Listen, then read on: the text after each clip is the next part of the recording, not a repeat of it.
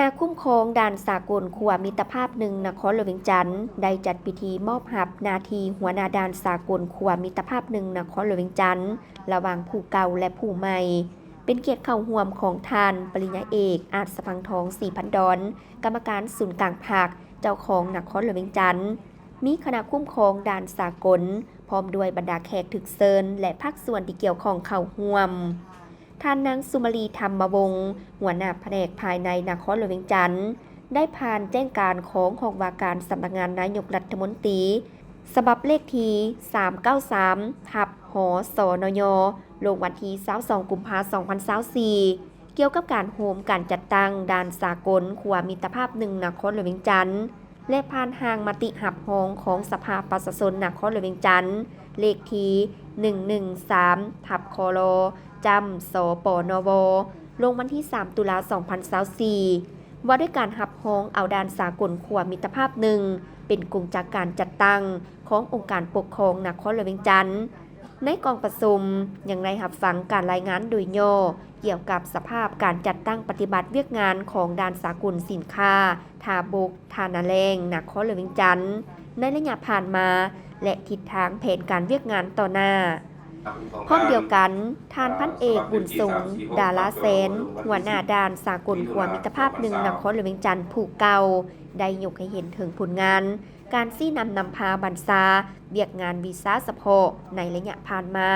ทางด้านดีผลงานและข้อคงค้างที่จะต้องได้สืบต่อแก้ไขในต่อหน้า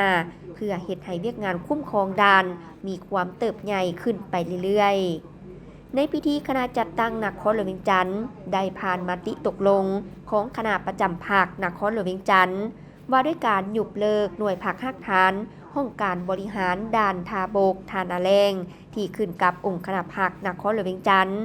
ผ่านข้อตกลงว่าด้วยการถอนนายตำรวจที่ขึ้นกับปกสนครหลวงเวียงจันทน์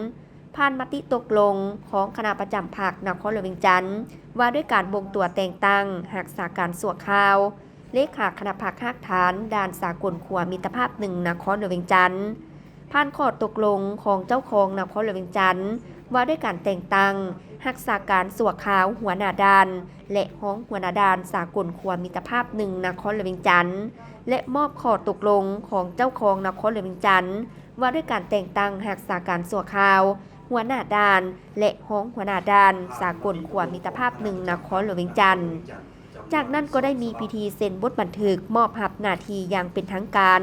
ระหว่างทานพันเอกบุญทรงดาราแสนหัวหน้าด่านสากลขัวมิตรภาพหนึ่งนครหลวงเวียงจันทน์ผู้เก่า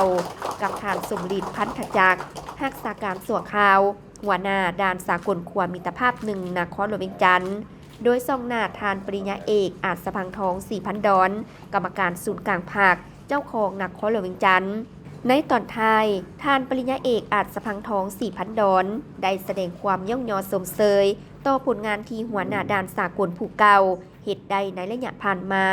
พร้อมทั้งให้ทิศซี่นำต่อรักษาการสั่วข่าวหัวหน้าด่านสากลพร้อมด้วยคณะจงสืบต่อปฏิบัติหน้าที่เวียกงานวีซ่าเฉพาะที่ได้รับมอบหมายโดยแบ่งความรับผิดชอบให้กันอย่างจัดแจ้งมีการติดตามกวดกาสรุปถอดถอนบทเรียนอย่างเป็นปกติเพื่อเฮ็ดให้การปฏิบัติหน้าที่เวียกงานถูกต้องตามระเบียบกฎหมายที่วางไว้และรักษาได้ความสงบความเป็นระเบียบเรียบร้อยเป็นอย่างดี